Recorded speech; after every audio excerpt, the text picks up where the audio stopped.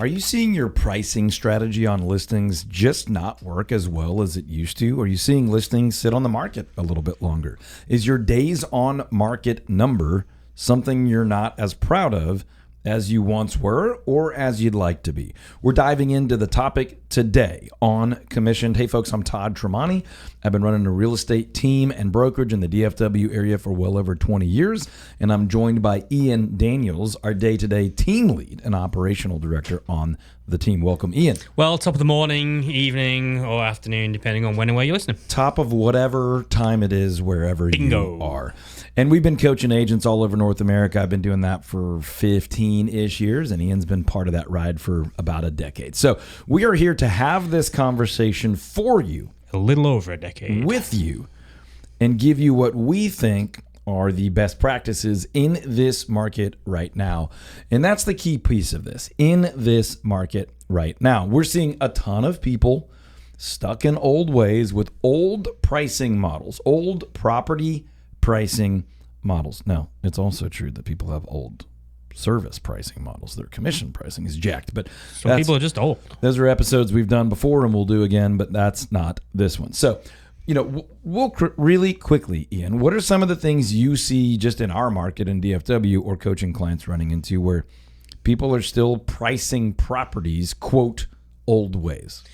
I'm not going to use company names, so we'll call it the Malwart pricing strategy. The Malwart. Yes. Box store. You can have this home for $399, $999. Oh, the 9s, the 8s, and the 7s, and the 97s. Anyway, the point is... Fortunately, for the person that started their price search at $400, they can no longer see your home at $399, $999. That is correct. It does work for toilet paper, by the way. It does. It's a mental game where you're like, oh, I was in the $3 range, even though it was $3.99. It works for steak as well. I was in a $4 range. All those things are effective. It actually does not work for residential real estate, and the point Ian was just making is mostly technological. The reason is mostly technology.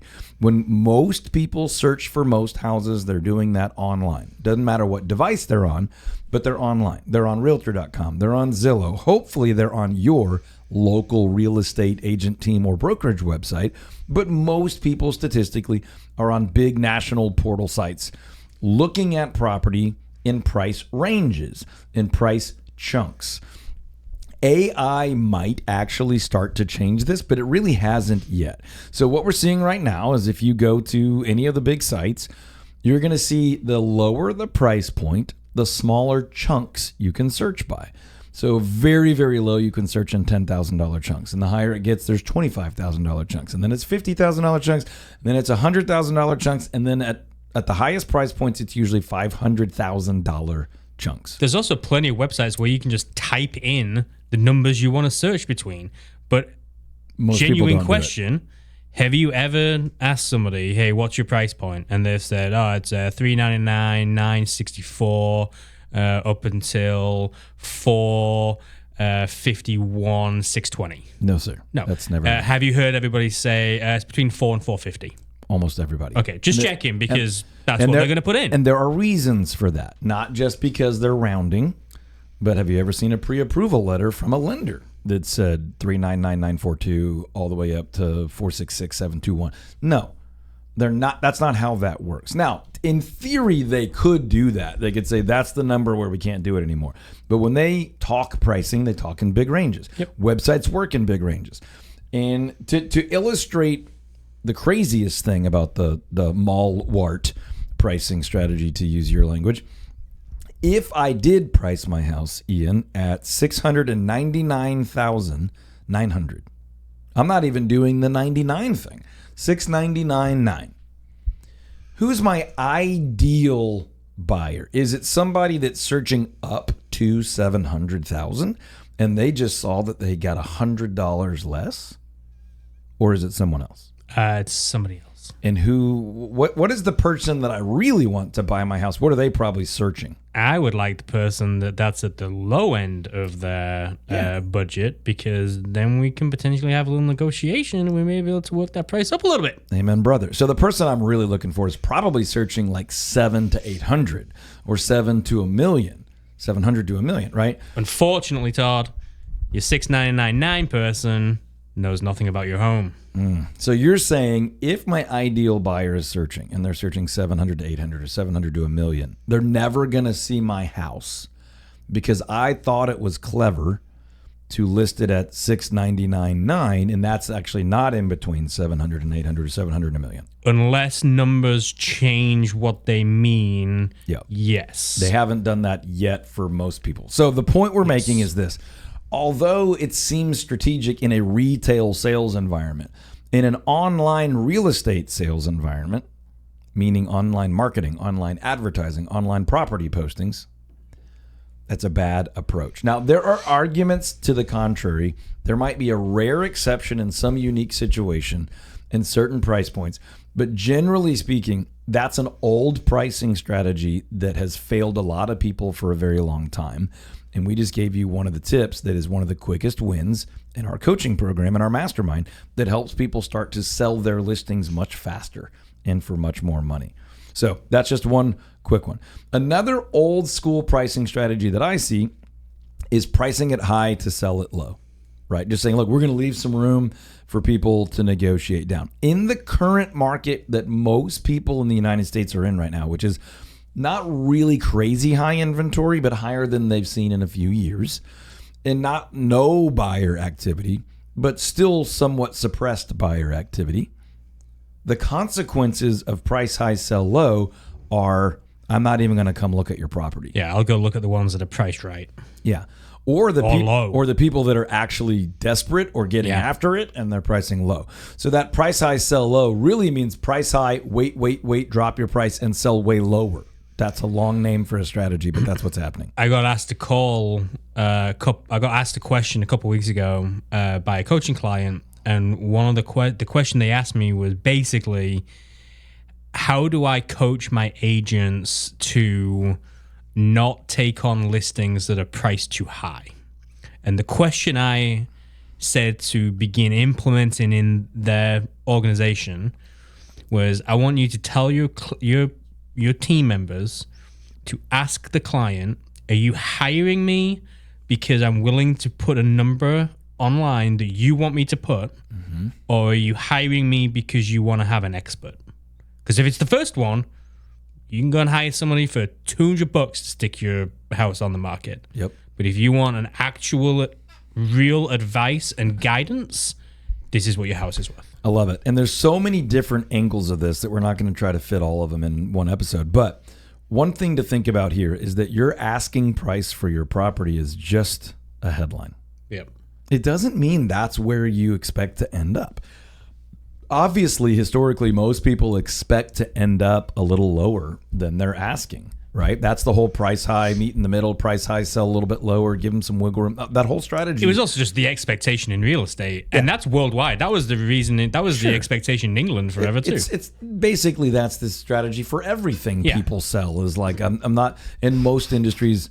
An asking price is just a starting place. But what people in real estate can't come to grips with is, if I ask that, I'm always going to sell for at most that or less. And in reality, if you have a great strategy, you can sell for more than your asking price. And we do that all the time. I mean, it is absolutely common in our office and in our coaching clients and mastermind members' businesses to sell for more than you're asking. And this is not worth breaking down because it is an exception more than it's the rule. But there are times where someone will call us because their home failed to sell with another agent. And we will actually tell them that really what we need to do is raise the price. It's just the strategy of the pricing was wrong. We were putting ourselves in the wrong category to be compared with the wrong properties. There's another term here that's really important for people to understand, that our asking price is just a headline. It's just an attention getter. We're not saying we'll only take that or we could never get more. We're just saying, hey, that's the number we're going to put out there to draw some eyeballs, to get some showings, to get some phone calls. And the term is price elasticity. And to oversimplify the term price elasticity, what we mean is pricing is elastic. It's bendy. It's moving. It's always moving. The value of your home today is different from the value of your home yesterday, and it's different from determine the value of your home tomorrow.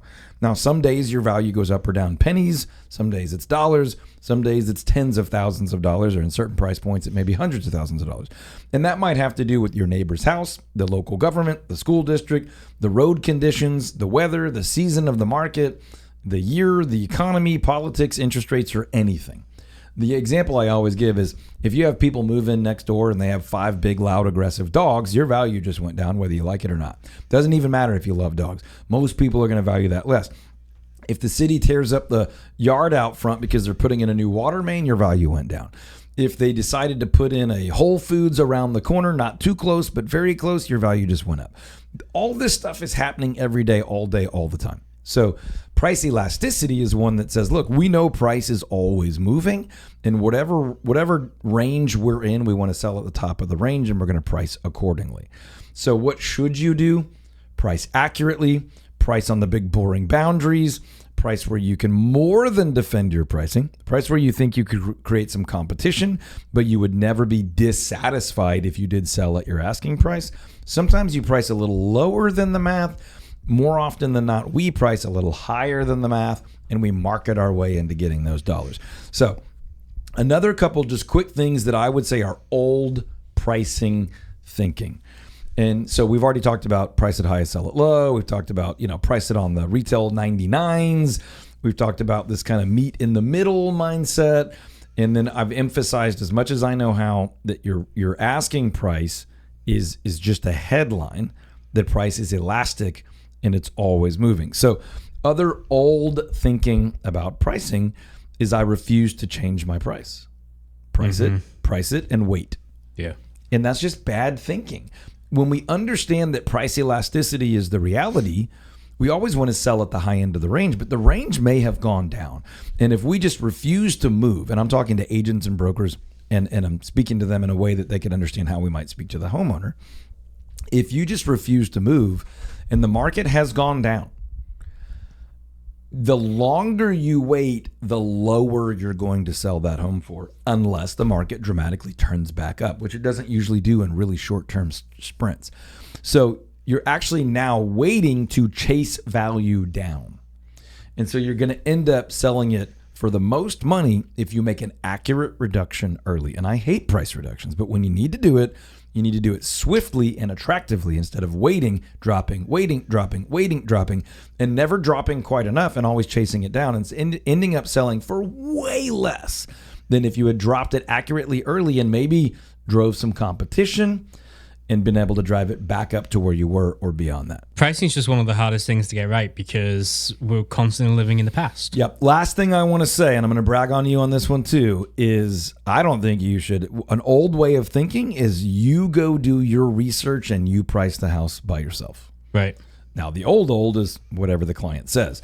The new old and bad old is I'm going to go do comps. I'm going to go do my own valuation, and I'm going to price this 3 house houses. by myself. I'll take the last 3 sales. And I'll average the price per square foot, and that's how I have to do it. Now, we do something very differently, and if you want to take 1 minute or less and explain that, people will get great value. So we do what we call like a pricing council. So myself, Robert Bember, who's our property marketing director, both of my marketing specialists are in a meeting every single week where we're evaluating the price of the home that's going live. And everybody runs numbers on every single one of those properties. Quick time out, just to give some definition to some of those terms.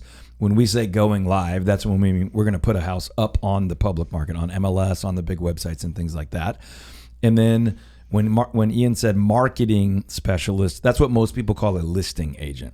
So it's our team leader, our property marketing director, and both of our listing agents that we call marketing specialists, all together in a room, and they are doing more than comps. Go ahead. So the idea is that, let's say Jeremy, who's one of my marketing specialists, has a home going live.